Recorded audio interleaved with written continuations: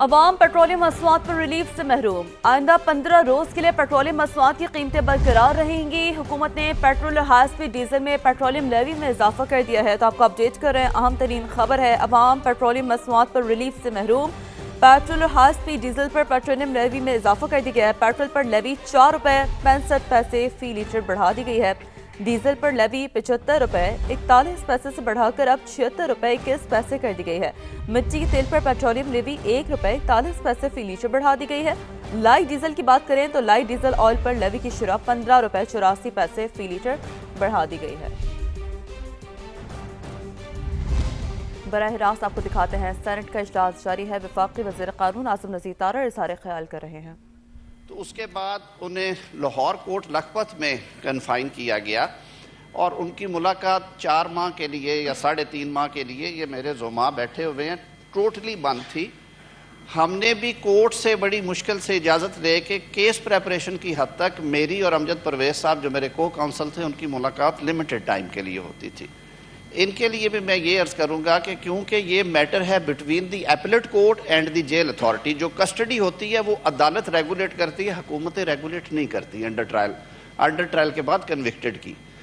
تو this is a matter between the convict, the high court concerned جہاں پہ ان کی اپیل ہے، اینڈ دی پریزن جو کہ ان کی اتھارٹیز ہیں۔ تو وہ زیادہ اپروپریٹ فورم ہے۔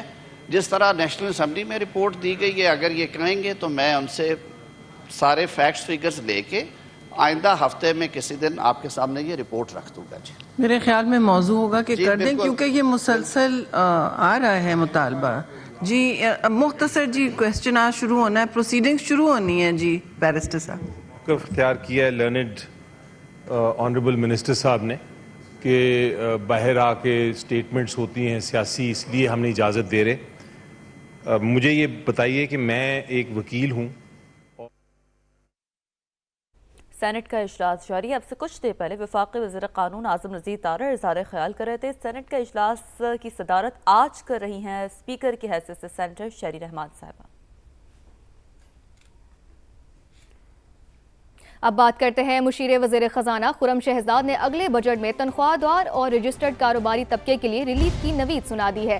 بتایا کہ انرجی ٹیرف اور ٹیکسوں کی شرح میں کمی پر بھی کام جاری ہے۔ موجودہ مالی سال معاشی ترقی کی رفتار عالمی اداروں کے تخمینوں سے زیادہ رہے گی۔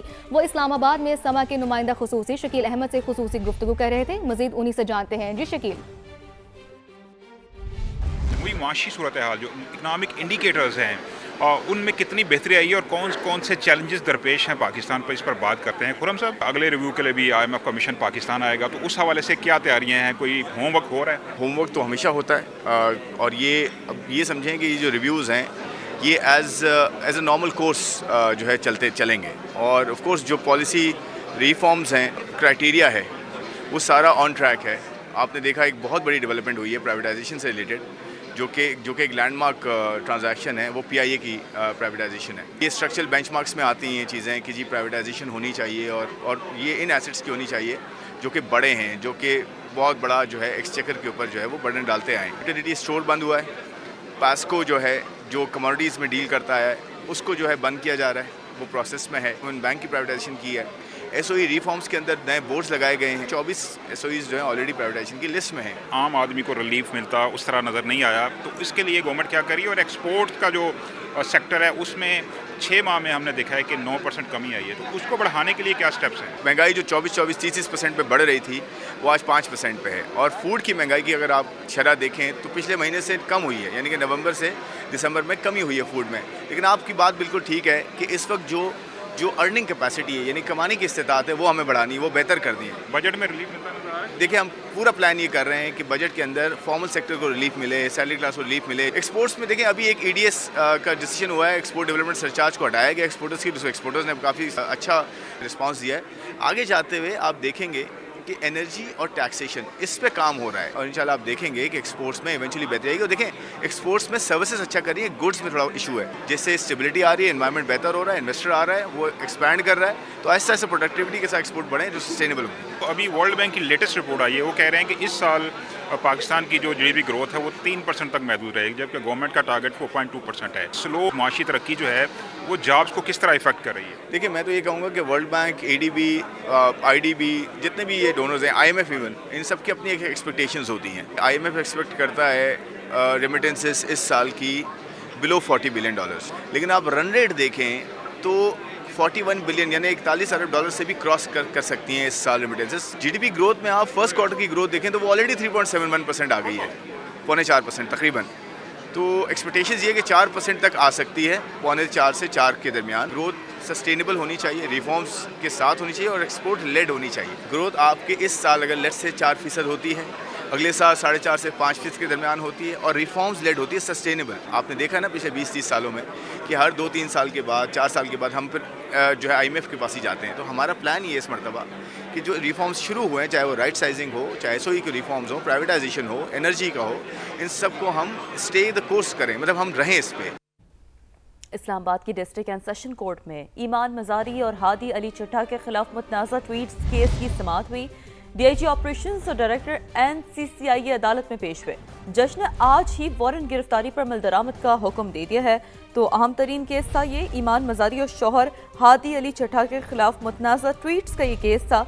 DIG ऑपरेशंस और डायरेक्टर NCCI अदालत में पेश हुए और वारंट गिरफ्तारी पर अमल क्यों नहीं हुआ, जज अफजल मजोका का ये इस्तफसार भी इस मौके पर सामने आया।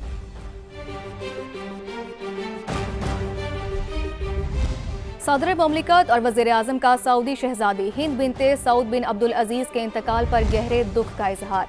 शाह सलमान सऊदी शाही खानदान और अवाम से ताज़ियत, मरहूमा के दर्जात की बुलंदी और सोगवारान के लिए सब्र की दुआ की गई।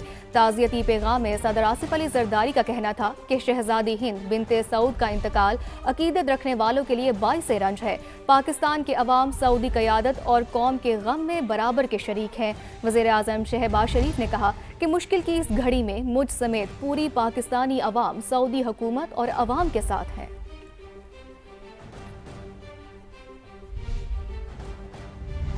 आगे बढ़ते हैं, आपको बताते हैं पंजाब के DHQ और THQ अस्पतालों में डॉक्टरों की 2115 मुस्तकिल आसामियां खत्म। नई पोस्टें मुस्तकिल सर्विस स्ट्रक्चर की बजाय मजमूई पैकेज पर होंगी।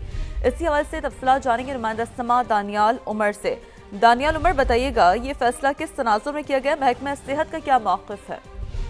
लेकिन पंजाब हुकूमत ने डिस्ट्रिक्ट हेडक्वार्टर और तहसील हेडक्वार्टर अस्पतालों में डॉक्टरों की 2100 से ज़ायद मुस्तकिल पोस्टें खत्म कर दी हैं और अस्पतालों में असामियों पर अब फिक्स पैकेज की बुनियादों पर भर्ती होंगी।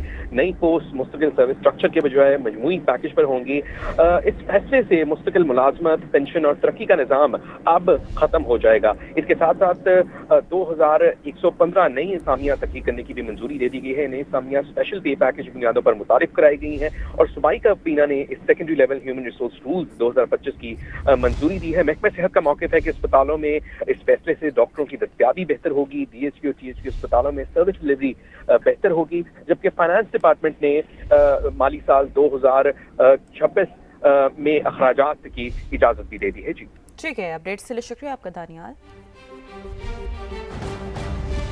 बात करते हैं पार्क्स में न रेस्टोरेंट्स बन सकते हैं ना ही पेडल कोर्ट्स। स्मोक तदारुक केस की समाअत के दौरान अदालत के रिमार्क्स। लाहौर हाई कोर्ट ने वाज़ेह किया है कि PHA पार्क्स में पेडल कोर्ट्स बनाना बंद करें, ये PHA का दायरा इख्तियार नहीं है। अरशद अली से मजीद जानते हैं। जी अरशद, बताइएगा। जी बिल्कुल, लाहौर हाई कोर्ट के जस्टिस शाहिद करीम ने स्मोक के हवाले से दायर दरख्वास्तों पर समाअत की। दौरान समाअत मेंबर जुडिशल वाटर कमीशन ने अदालत को बताया कि लाहौर की 38 मसाजिद में जो है वो वाटर टैंक्स को फाल कर दिया है और 8 सनती यूनिट्स में भी वाटर ट्रीटमेंट प्लांट्स को फाल किया गया है। इस दौरान जो है वो वकील अजहर सदीक की जानब से अदालत को बताया कि दादा दरबार के अतराफ से सड़कों की तस्सीह के हवाले से दरख्तों को काटा जा रहा है, जिस पर जो है वो अदालत ने इजहार नाराजगी किया और ये कहा कि दरख्तों को ना काटा जाए। दौरान समाअत अदालत ने ये भी रिमार्क्स दिए कि PHA पार्क्स में जो है वो पैदल कोर्स बनाने को बंद करे, ये PHA का दायरा अख्तियार नहीं है। अदालत ने ये भी रिमार्क्स दिए कि पार्क्स में जो है वो रेस्टोरेंट्स नहीं बनने चाहिए और ना ही पैदल कोर्स जो है वो बनाए जाए। अदालत ने आइंदा समाअत पर पार्कों की बहाली के हवाले से अमल दरामद रिपोर्ट तलब करते हुए समाअत जो है वो जुमे के रोज तक के लिए मुलतवी कर दी है। जी ठीक, बहुत शुक्रिया अपडेट्स के लिए। فضائی معیار میں مسلسل بہتری برقرار، لاہور کا AQI 169 پر آ گیا۔ سینئر صوبائی وزیر مریم اورنگزیب کہتی ہیں ریئل ٹائم AQI سسٹم مؤثر ثابت ہو رہا ہے۔ زیرو ٹالرنس پالیسی کے تحت خلاف ورزیوں پر سخت کارروائیاں کی جا رہی ہیں۔ اسماگ کنٹرول روم 24 گھنٹے فعال ہے۔ ڈرون اور CCTV کیمروں سے آلودگی پھیلانے والوں کی کڑی نگرانی کی جا رہی ہے۔ مریم اورنگزیب کا کہنا تھا کہ اینٹوں کے بھٹوں اور صنعتی یونٹس پر سخت مانیٹرنگ کی جا رہی ہے۔